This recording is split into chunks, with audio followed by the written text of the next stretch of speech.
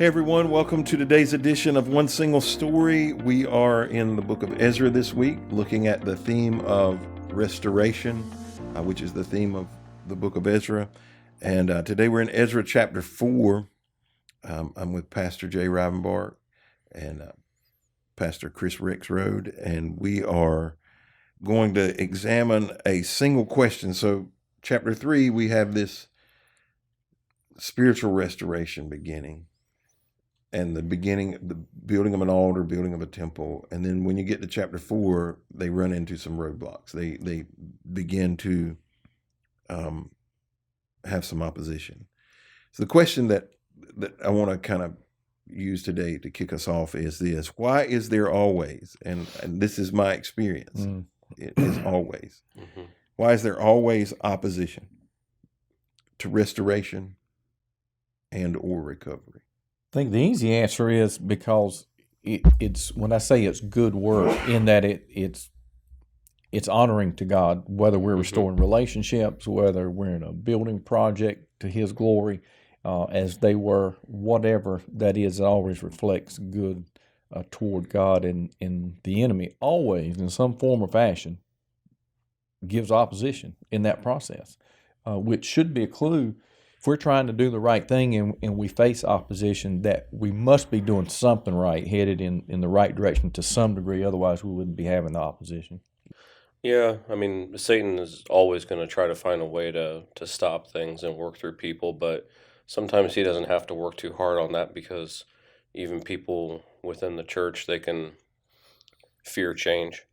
You know, the people that left Egypt, how quickly did they just start going whining and complaining, like, oh, I wish we were back in Egypt eating the days. fruits. I know, it's just like Potted meat. Yeah, I know. It's just like we can easily get fearful of things. People being concerned about, like in the story here, power. They're going to go back. They're going to build this kingdom. They had these kings that ruled strong over them. We might, be subject to them later on. Just concern about fear about power and stuff like that too. But I think a lot of people just end up kind of fearing change just because they don't know. Yeah, I would say that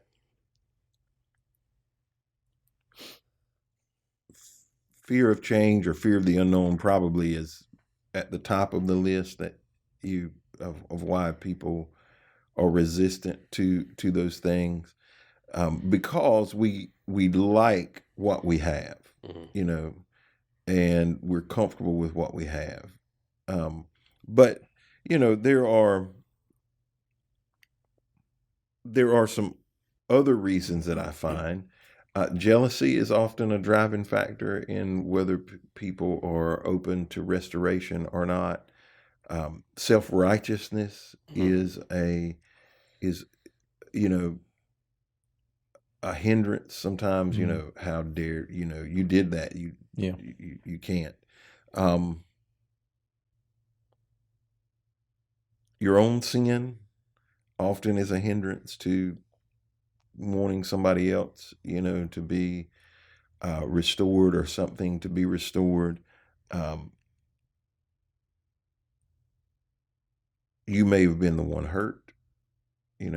People can have a history with you, or they could have been directly hurt by you. For y'all, when it comes to restoration or rebuilding or good things happening, or positive, what should be viewed as positive things happening, what is the most common objection that you see creep up from people? Well, I think in my life, people not understanding what God's doing. I come from a family, a good family. I love my family. But when I was called into ministry, I didn't exactly get a lot of encouragement. It was more of kind of like what? Are you sure? Why are you doing that? You have a great career right now. But I understand where they were coming from, is the fact that they didn't understand what God was doing. So in my personal life, that's what I've experienced, is the lack of understanding creates objection. I would say, at least my experience through the years, that most often it is the inability or the unwillingness for people to look at a bigger picture to see what's taking place, and they focus and narrow down on what they won't like or dislike. So therefore, they push back, talk negatively, which in turn becomes opposition to a degree, simply because they're not looking at what is the bigger result or the possibilities here. It's about what I want and need. Right. And people, as you well know, become very vocal usually pretty quick when it's not to what they are looking for and want. Yeah. In my own personal life, having experienced what I would consider to be significant personal restoration, and then walking through it with some other people, I think I've experienced the whole gamut of, from people that were hurt or affected by it, that struggled with it, to people who had, they were self-righteous, or they were predisposed to a certain thing. So like,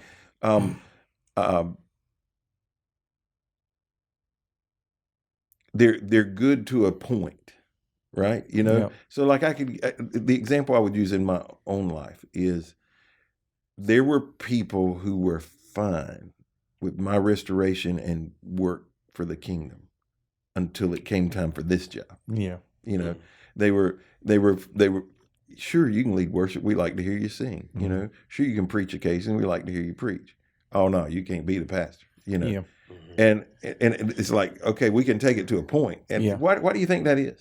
Well, I think, and you mentioned it, I think self-righteousness plays a big part of that. I think jealousy plays a big part of that, because some of those same people that would have been content with you leading worship probably would have been okay for you to pastor a church of 12 to 15 people. And I'm using that exaggeration because, no big deal. But when there's something about human nature that when we see people that we perceive that have done worse things than we have, that we want to judge them, hold them at bay, and then when they're restored and God uses them, particularly to some place of I'm going to use the word prominence, that it's hard for them to deal with that. When the realities are, they may have sinned as much or more, but in a different fashion, or have never been obedient to God's calling, whatever it may be on their life, but because they can categorize and label and identify certain things, they want to relegate you over here and keep you in this spot. Yeah, and in response to that, one of the things, I would say the majority of people fall into what I consider to be this really narrow scope, if they're self-righteous. Most of those people have never had some catastrophe in their life, meaning they've never committed, it's not that they haven't sinned, right? But they've never derailed the train. Yeah. Not one of the big labels. That's right. That's right. Now, whatever the list that you could find in Romans or Corinthians, they're good on all of those. Their attitude might have sucked. Yeah. But the what I would also say on the other side is, they've never been used of God mightily either. In any significant. That's right, because they've been playing it in this safe zone. And so no, they've never had a train wreck, but they've also never gotten the train very far past the station either. Right. And I think that's a real danger. It's not. It doesn't mean you got to fail. But you go through the Bible and you can find the people who accomplished the greatest things had significant tragedies or failures in their life. Whether it's David or Noah or Peter. The list is pretty long of the significant downturns that they had in their life. Yeah, I think for many of those people that you're referring to that have stayed in this center lane of safety, because of, and I find that oftentimes those people are jealous and critical very easily of other people who are doing something. And then you add the fact that there has been this derailment you referred to, or this significant departure, this falling into sin, but then there's restoration, and now God's using it. It just gives them that much more ammunition to use because they were already judgmental and critical, but now they've got something really to wave their banner about. And if things, because I've seen this ebb and flow, and I'm going to say it right out loud so somebody can play it for other people if they want to. In my life, I think that goes in seasons for me. Mm-hmm.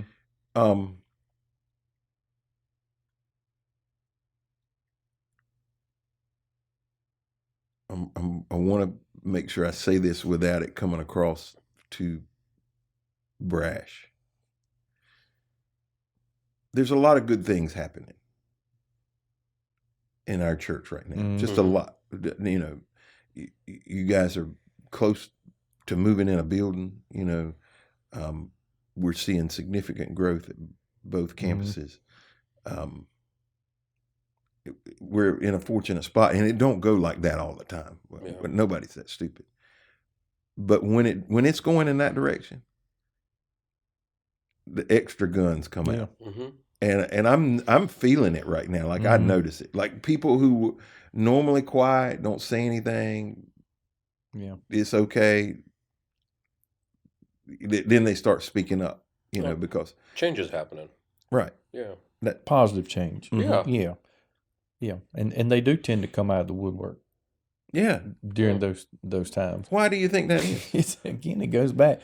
It's human nature. It's jealousy. It's I've stayed here and done nothing significant, whether it be an individual or church, and therefore now that somebody else is, my approach is to criticize them or to try to discredit some of what's taking place, so I don't feel so bad or embarrassed because I've been sitting here doing nothing all this time. Yeah. I mean, cross between creatures of comfort. You know, we know what we know, and if we go in this direction, we're not really sure how it's going to be. To the simplicity of, you know, if we get much more packed, then I'm not going to be able to have my parking spot or my seat that I like to sit in. All the way up to what Jay's talking about. If you've been riding this safe lane all of your life, you really haven't accomplished much, but you've kept your nose clean with making these big strides and stuff and other people seeing it. You're sitting there thinking either you feel exposed because you're not doing anything or participating in something or taking some, I'm going to say this, healthy risks, spiritually healthy risks, that you're just kind of playing it safe. Look, if you want to keep your nose clean and ride the safe lane and everything, your life looks like, you know, really smooth ride, I'm fine with that. Sure. I'm not going to criticize you for it. Yeah. But the people who are, okay, let's take this mountain. You shouldn't criticize them either. You know, that's the challenge. And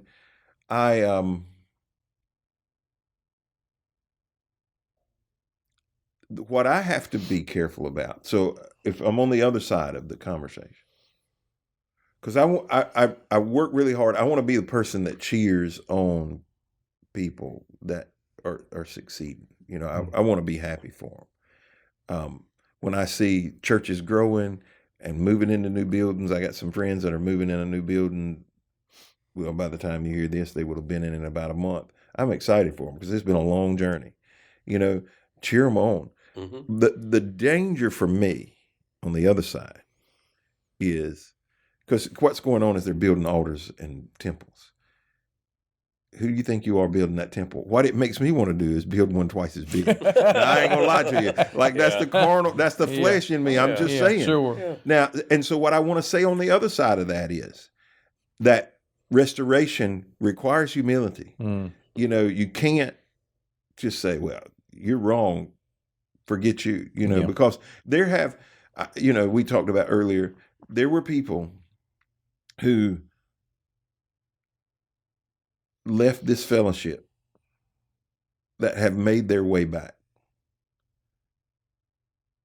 And because we chose to say nothing, like keep our mouth shut. That's right. The door was open for them to be able to do that. Mm-hmm. Had we said, oh, y'all just who y'all self-righteous people think you are, you know, we wouldn't have given them the opportunity to be able to find their way back into the fellowship. Yeah. Or even engaged in some of that, what on the front end may have been negativity from their part instead of engaging in that, like you said, just take the high road and say nothing other than try to love and Yeah, because when you get to the book of Nehemiah, because the same thing's kind of going on, he says, put your head down. just Somebody else will watch. You work. Just do the work. I ain't got time to come down and talk just to do you. the work. Just do the work. Yeah. Yeah. All right. Thank y'all for joining us again today on One Single Story. We hope you'll be back tomorrow as we examine another chapter in the book of Ezra.